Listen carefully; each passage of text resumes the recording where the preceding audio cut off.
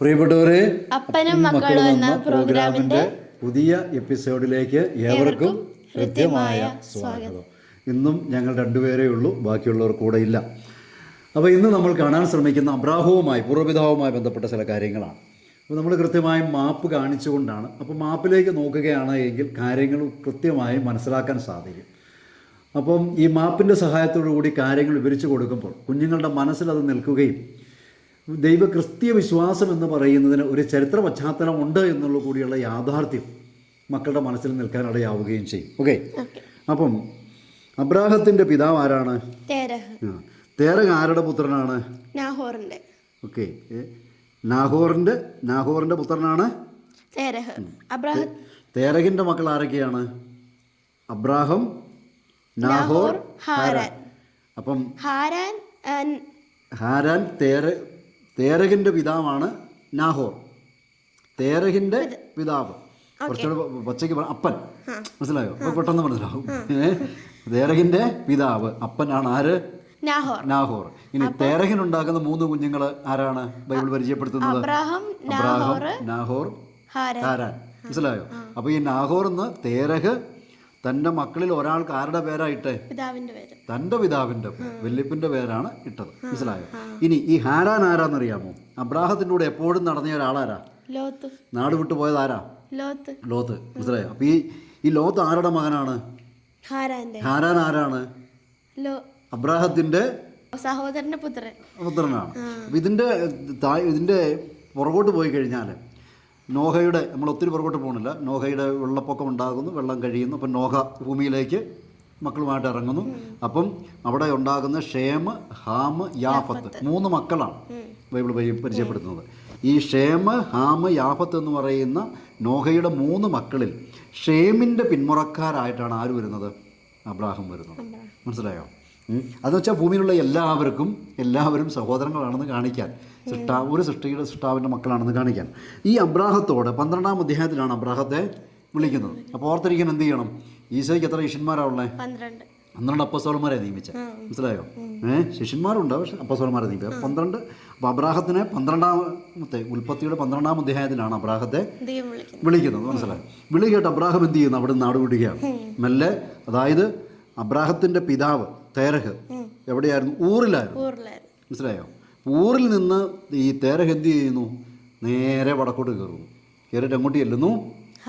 ഹാരാനിൽ പോയി താമസിക്കും. അപ്പോൾ ഹാരാൻ ഓർക്കാൻ എളുപ്പമുണ്ട്. തേരഹിൻ്റെ മക്കളിൽ ഒരാളുടെ പേര് ഹാരാനാണ്. മനസ്സിലായോ? അപ്പോൾ ചില ബിബ്ലിക്കൽ ഹിസ്റ്റോറിയൻസ് എല്ലാം പറയുന്നത് ഇതെല്ലാം ഒരേ പ്രദേശങ്ങളും ഒക്കെ ആയിട്ട് ഇന്നത്തെ പോലെ, ഇന്നത് തുർക്കിയിലാണ്, സിറിയ തുർക്കി ബോർഡറിൽ തുർക്കിയിലാണ് ഇത് ഹാരാൻ കിടക്കുന്നത്.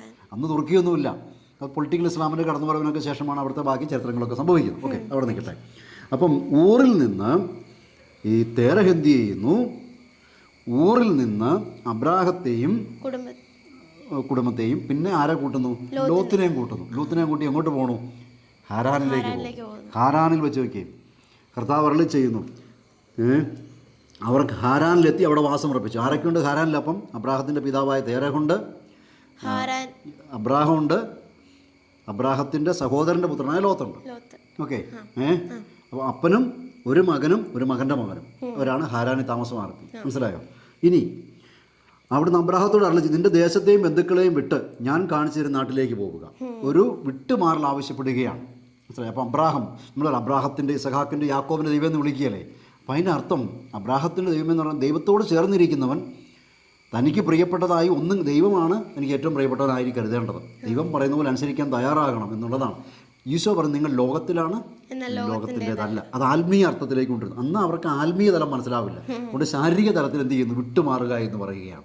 അതാണ് പറയുന്നത്. ഈശോ പറഞ്ഞു, നിങ്ങൾ ലോകത്തിലാണ്, ലോകത്തിൻ്റെതല്ല. അപ്പം അന്ന് അവർക്ക് ശാരീരിക തലത്തിൽ അത് പഠിപ്പിക്കുന്നത്.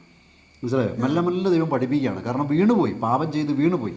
അതുകൊണ്ടാണ് സംഭവിക്കുന്നത്. സ്വന്യാസം ജീവിക്കുക, സ്വാതന്ത്ര്യം ദുർവിനിയോഗം ചെയ്യുക. മോശയെ വിളിക്കുന്നുണ്ടോ? മോശ പോയിട്ട് യഹൂദരെ ഈജിപ്തിൽ നിന്നാണ് മോചിപ്പിക്കുന്നത്. മനസ്സിലായോ? അപ്പോൾ എന്താണ്? അവിടെയും ഒരു ശാരീരിക തലമാണ്, അവർക്ക് മനസ്സിലാവുന്ന തലത്തിലാണ് പെരുമാറുന്നത്. പക്ഷെ നമ്മളിലേക്ക് വന്നപ്പോൾ ദൈവപുത്ര സ്ഥാനത്തേക്ക് നമ്മളെ മാറ്റുന്നത്. മനസ്സിലായോ? ഒരു വീണ്ടും ജന്മത്തിൻ്റെ തലമാണ്. ഇതൊക്കെ നമ്മൾ പറഞ്ഞതേ ഉള്ളൂ. അപ്പം അബ്രാഹം എന്ത് ചെയ്യുന്നു? ഹാരാനിൽ നിന്ന് ഇന്നത്തെ ജെറൂസലേം, ഇസ്രായേൽ ലക്ഷ്യമാക്കി നടക്കുകയാണ്. മനസ്സിലായോ? ഭാര്യയെയും മറ്റ് വസ്തുവകളും എല്ലാം എടുത്തുകൊണ്ട് ലോത്തിനെയും കൂട്ടി പോവുകയാണ്. അപ്പൊ അബ്രാഹത്തിന്റെ പിതാവ് ഉണ്ടോ? അബ്രാഹത്തിൻ്റെ പിതാവ് മരിച്ചു. എവിടെ? ഹാരാനിൽ തന്നെ മരിച്ചു എന്ന് നോക്കണം. മനസ്സിലായോ? തേരഹ് 205 വർഷം ജീവിച്ചു, അവൻ ഹാരാനിൽ മൃതിയടഞ്ഞു. മനസ്സിലായോ? അബ്രാഹത്തിൻ്റെ പിതാവ് സിറിയയിൽ, അന്നത്തെ സിറിയ എന്ന് പറയാം, ഇന്നത്തെ തുർക്കി, അവിടെയാണ് പോയി ഹാരാനില് അബ്രാഹത്തിന്റെ പിതാവ് മരിച്ചു. അവിടെ നിന്ന് അബ്രാഹം ഇങ്ങനെ ഇങ്ങോട്ട് യാത്ര ചെയ്തു. പിന്നെ ആ യാത്രയിൽ ഒത്തിരി കാര്യങ്ങളുണ്ട്. അങ്ങനെ പോയി അവസാനം അബ്രാഹം തൻ്റെ ഭൃത്യനോട് പറയുകയാണ്, അബ്രാഹത്തിന് വാഗ്ദാന പ്രകാരം ജനിച്ച കുട്ടി ആരാണ്? ഇസഹാക്ക്. മനസ്സിലായോ? ഇസ്മായിൽ ആരാണ്? അത് നമുക്ക് വേറൊരു വീഡിയോയിൽ കാണാം. ഇസ്മായിൽ ആരാണ്, ഇസ്മായിലിൻ്റെ സന്തതികൾ എവിടെയാണെന്നൊക്കെ നമുക്ക് മറ്റൊരു വീഡിയോയിൽ കാണാം, മാപ്പിൻ്റെ സഹായത്തോടു കൂടി തന്നെ. അപ്പോൾ ഈ അബ്രാഹത്തിന് വാഗ്ദാന പ്രകാരം ലഭിച്ച കുട്ടിയാണ് ആര്? ഇസഹാക്ക്. ഇസഹാക്കിൻ്റെ ഭാര്യയെ കണ്ടെത്താൻ അബ്രാഹത്തിന് പ്രായമേറെയായി. എല്ലാ കാര്യങ്ങളും അവൻ അനുഗ്രഹിക്കപ്പെട്ടു. അങ്ങനെ അവൻ തൻ്റെ ഭൃത്യനെ വിളിച്ചിട്ട് പറയുകയാണ്. എന്നിട്ട് എന്നാ പറയുന്നത്? എൻ്റെ നാട്ടിൽ എൻ്റെ ചാർച്ചക്കാരുടെ അടുക്കൽ പോയി അവരിൽ നിന്ന് എൻ്റെ മകൻ ഇസഹാക്കിന് ഭാര്യയെ കണ്ടെത്തണം. മനസ്സിലായോ? അപ്പോൾ വിശ്വാസം കാത്തു സൂക്ഷിക്കണമെങ്കിൽ ചില പാരമ്പര്യങ്ങളും ചില ആചാരാനുഷ്ഠാനങ്ങളും അനിവാര്യമാണ് എന്നാണ് വചനം പഠിപ്പിക്കുന്നത്. മനസ്സിലായോ? അതായത് വിശ്വാസ ശൂന്യതയിൽ നിൽക്കുകയില്ല. വിശ്വാസം നിൽക്കണമെങ്കിൽ ചില ആചാരങ്ങളും ചില പാരമ്പര്യങ്ങളും അനിവാര്യമാണ്. മനസ്സിലായോ? അപ്പോൾ നമുക്ക് നോക്കാം, ഇംഗ്ലണ്ടിലേക്ക് നോക്കിക്കഴിഞ്ഞാൽ എല്ലാ സ്വാതന്ത്ര്യവും കിട്ടി, വിശ്വാസം നിന്നോ? അതേസമയം മിഡിൽ ഈസ്റ്റിൽ നോക്കിക്കേ, അറബി നാട്ടിലെ ക്രിസ്ത്യാനികൾ രണ്ടാം തരം പൗരന്മാരായി വലിയ ദുരിതത്തിലാണ് 1400 വർഷമായിട്ട് അവർ ജീവിക്കുന്നത്. അവർ വിശ്വാസം കളയുന്നുണ്ടോ? മനസ്സിലായോ? അപ്പം അതായത് പീഡനത്തിൽ വീഴാത്തത് പ്രലോഭനത്തിൽ വീണു, സമൃദ്ധിയിൽ വീണു. മനസ്സിലായോ? അതാണ് പ്രലോഭകൻ എന്ന് പറയുന്നത്. നമ്മൾ പിശാച് കൊമ്പും കൊള്ളുമായിട്ട് വരുമെന്ന് പറയുന്നത് ഇല്ല. അവൻ വരുന്നത് പ്രഭാപൂർണനായ മാലാഖയുടെ രൂപത്തിലാണ്. മനസ്സിലായോ? അപ്പം ഇവിടെ നോക്കി, എൻ്റെ ചാർച്ചക്കാരുടെ അടുക്കൽ പോയി കൊണ്ടുവരണം. അപ്പോൾ ഈ ഭൃത്യൻ ചോദിക്കുകയാണ്, ആ കൊച്ചി ഇങ്ങോട്ട് പോരുന്നില്ലെങ്കിലോ എന്ത് ചെയ്യും? അവൾ മെസോപ്പൊട്ടോമിയയിൽ നിന്ന് ഇങ്ങോട്ട് പോരുന്നില്ലെങ്കിൽ എന്ത് ചെയ്യും? അന്നേരം പറയാണ്, അവൾ പോരുന്നില്ലെങ്കിൽ നീ ഇവനെ അങ്ങോട്ട് കൊണ്ടുപോകണ്ട. അപ്പോൾ ഈ ഭൃത്യൻ ചോദിച്ചു, അവൾ പോരുന്നില്ലെങ്കിൽ ഞാൻ ഇസ്ഹാക്കിനെ അങ്ങോട്ട് കൊണ്ടുപോകട്ടെ? വേണ്ട, എൻ്റെ ദൈവം വിശ്വസ്തനാണെന്ന് പഠിപ്പിക്കുകയാണ്. അപ്പോൾ ദൈവത്തിൻ്റെ അബ്രാഹത്തിൻ്റെ ആശ്രയം കണ്ടോ? മനസ്സിലായോ? അപ്പോൾ ഈ അബ്രാഹത്തിൻ്റെ ദൈവമേ എന്ന് വിളിക്കുമ്പോൾ നമ്മളെന്താ? വിശ്വാസികളുടെ ദൈവമാണ്. വിശ്വസിക്കണം എന്നുള്ളൊരിതുണ്ട് നമ്മുടെ ഭാഗത്ത്. മനസ്സിലായോ? അപ്പം എന്നിട്ട് പറയുകയാണ്, അവൻ ഇങ്ങോട്ട് വരുന്നില്ലേ, അവൾ ആ കൊച്ചി ഇങ്ങോട്ട് വരികയല്ലെങ്കിൽ നീ എൻ്റെ മോനെ ഒരു കാരണവശാലും അങ്ങോട്ട് കൊണ്ടുപോകരുത്. പക്ഷേ എൻ്റെ ദൈവം വിശ്വസ്തനാണ്, അവിടുന്ന് എൻ്റെ മകന് ഒരു ഭാര്യ അവിടെ തരും.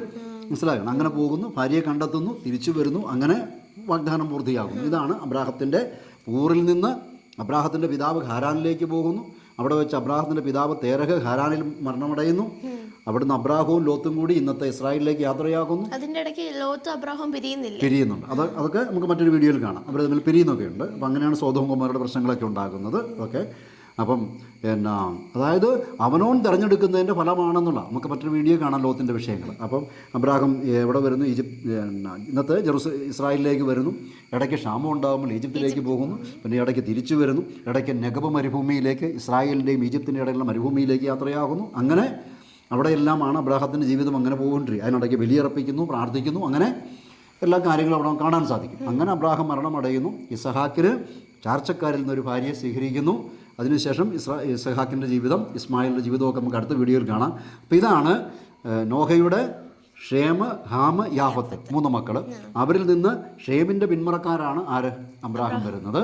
അബ്രാഹത്തിൻ്റെ വല്യപ്പൻ നാഹോർ, അപ്പൻ തേരഹ്, അബ്രാഹം, നാഹോർ, ഹാരാൻ 3 മക്കൾ. അതിൽ ഹാരാൻ മരണമടയുന്നു. ഹാരാൻ എന്ന് പറഞ്ഞ അബ്രാഹത്തിൻ്റെ സഹോദരൻ പിതാവ് ജീവിച്ചിരിക്കുമ്പോൾ തന്നെ ഊറിൽ വെച്ച് തന്നെ മരണമടയുന്നു. അപ്പോൾ പുത്രൻ മരണമടയുമ്പോൾ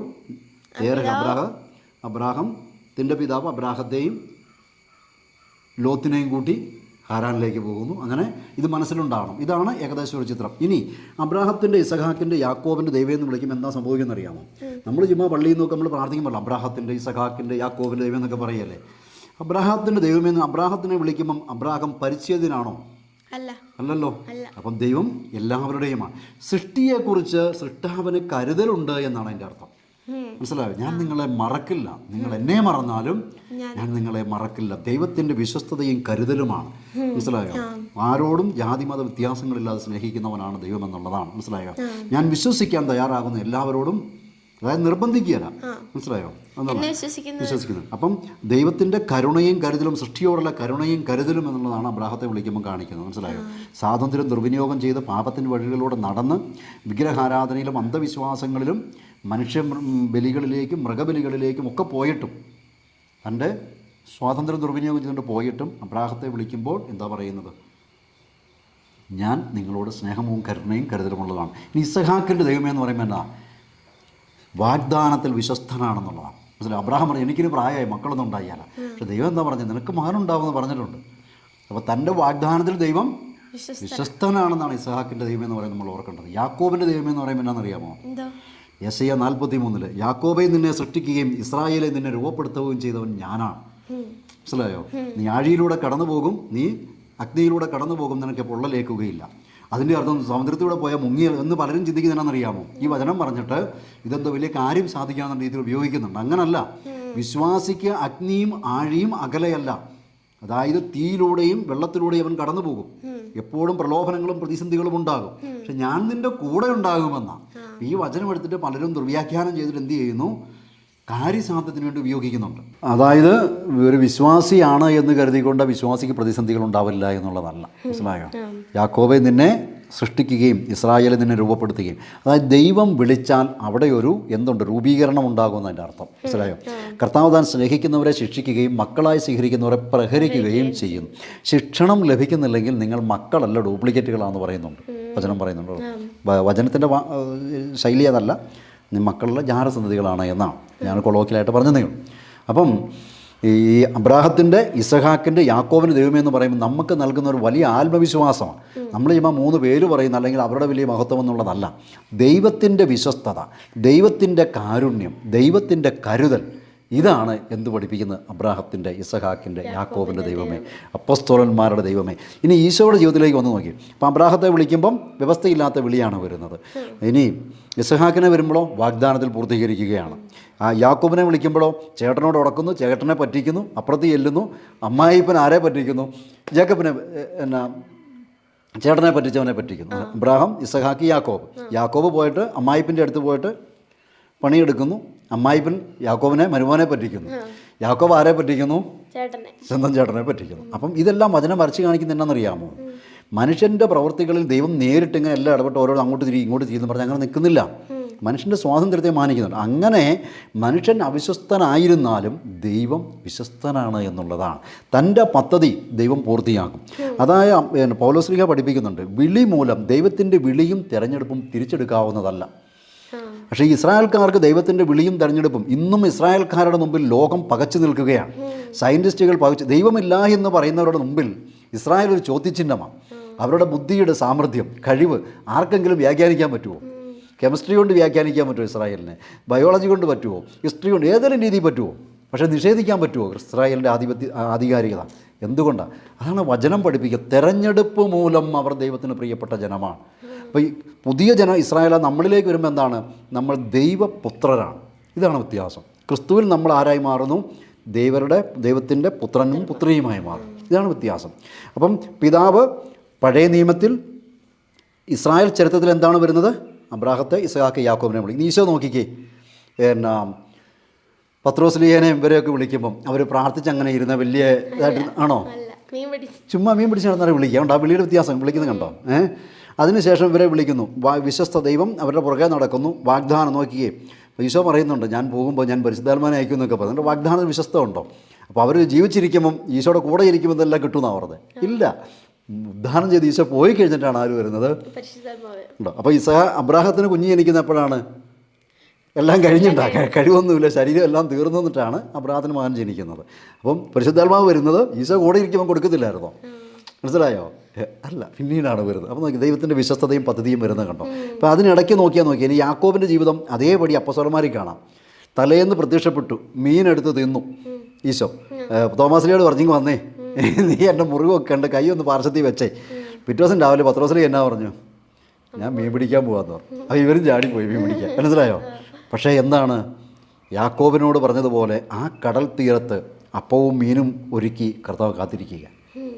എത്ര വിശ്വസ്തനാണെന്ന് നോക്കുമ്പോൾ ദൈവത്തിൻ്റെ വിശ്വസ്തതയും ദൈവത്തിൻ്റെ കാരുണ്യവുമാണ് നമ്മൾ ഓർക്കേണ്ടത്. അപ്പോൾ എന്നും ഒരു ക്രൈസ്തവൻ്റെ മനസ്സിലുണ്ടാക്കേണ്ടത് എന്താ? നമ്മളെ തിരഞ്ഞെടുത്ത് വിളിച്ചൊരു ദൈവമുണ്ട്, അവൻ വിശ്വസ്തനാണെന്നുള്ളതാണ്. അപ്പോൾ വചനം നമുക്ക് നൽകുന്ന ഗ്യാരൻറ്റി എന്തിനെക്കുറിച്ചാണെന്നറിയാമോ? മാറ്റമില്ലാത്ത ദൈവത്തിൻ്റെ സ്വഭാവത്തെ, വിശ്വസ്തതയെക്കുറിച്ചും കാരുണ്യത്തെക്കുറിച്ചുമാണ്. മനസ്സിലായോ? അപ്പോൾ അതുകൊണ്ട് അബ്രാഹത്തിൻ്റെ, ഇസഹാക്കിൻ്റെ, യാക്കോബിൻ്റെ ദൈവമേ, അപ്പോസ്തലന്മാരുടെ കർത്താവേ എന്ന് വിളിക്കാൻ നമ്മൾ എന്തോർക്കണം? ദൈവത്തിൻ്റെ വിശ്വസ്തതയും കാരുണ്യവും. പിന്നെ മനുഷ്യരാശിയെ ഒരിക്കലും കൈപിടിയുകയില്ല എന്നുള്ളതാണ് നമ്മൾ ഓർക്കേണ്ടത്. അതുകൊണ്ടാണ് ദൈവത്തിൻ്റെ ദീർഘക്ഷമ എന്നാണ് പത്രോസ് അപ്പോസ്തലൻ പഠിപ്പിക്കുന്നത്. പലരും ചോദിക്കും ഇത്രയും തിന്മയില്ലേ എന്ന് ചോദിക്കുന്നു. അപ്പോൾ പത്രോസ് അപ്പോസ്തലൻ പറഞ്ഞു ദൈവത്തിൻ്റെ ദീർഘക്ഷമയാണ്. അപ്പോൾ വചനത്തിൻ്റെ ആത്മാവ് നമ്മുടെ മുമ്പിൽ വിലപിക്കുക, എന്നെ മനസ്സിലാക്കുക, മനസ്സിലായോ? വചനം നമ്മോട് ഇങ്ങനെ പറയും വിലപിക്കുക. അപ്പം നമ്മൾ അതാണ് പൂർവികരുടെ ദൈവം, അപ്പസ്തോലന്മാരുടെ ദൈവം, അപ്പസ്തോലന്മാർ നമുക്ക് പകർന്നു ദൈവം. അപ്പം നമ്മുടെ ഒരു കണ്ടിന്യൂവേഷനാണ്, മനസ്സിലായോ? പെട്ടെന്നൊരിത് ഉണ്ടാകുന്നതല്ല. അതുകൊണ്ടാണ് സഭ അപ്പസ്തോലികമാണെന്ന് പറയുന്നത്. ഈശോയെ നമുക്ക് ആരാ നൽകിയത്? അപ്പസ്തോലന്മാരാണ് നൽകിയത്, മനസ്സിലായോ? വചനം എവിടുന്നാണ് കിട്ടിയത്? അപ്പസ്തോലന്മാരിൽ നിന്നാണ്. പരിശുദ്ധ കുർബാന അടങ്ങുന്ന ആചാരാനുഷ്ഠാനം നമുക്ക് എവിടുന്നാണ് വന്നത്? അപ്പസ്തോലന്മാരിൽ നിന്നാണ് വന്നത്. രക്തസാക്ഷിത്വം എവിടുന്നാണ് കിട്ടിയത്? വിശ്വാസം ധൈര്യപൂർവ്വം മറ്റുള്ളവർ എന്തു പറഞ്ഞാലും ദൈവം സ്നേഹമാണെന്നുള്ള വിശ്വാസം ധൈര്യപൂർവ്വം പ്രസംഗിക്കാൻ ധൈര്യം നമുക്ക് എവിടുന്നാണ് കിട്ടിയത്? മനസ്സിലായോ? അപ്പം നമുക്ക് പെട്ടെന്നുണ്ടായതല്ല എന്ന് മനസ്സിലാക്കണം. അത് നമുക്ക് കാരണന്മാർ പകർന്നു തന്നു. അങ്ങനെ നമ്മൾ കണ്ടിന്യൂവേഷനാണ്. അപ്പോൾ അബ്രഹാത്തിൻ്റെ, ഇസഹാക്കിൻ്റെ, യാക്കോബിൻ്റെ ദൈവം നമ്മെ സഹായിക്കട്ടെ. അപ്പസ്തോലന്മാരുടെ ദൈവം നമ്മെ സഹായിക്കും. നമ്മുടെ ദൈവം നമ്മെ സഹായിക്കും. നമ്മുടെ പൂർവികരുടെ ദൈവം നമ്മെ സഹായിക്കട്ടെ. അപ്പം ഞാൻ ഒറ്റയുണ്ടോ? ഇല്ല. നമ്മൾ. ഓക്കെ.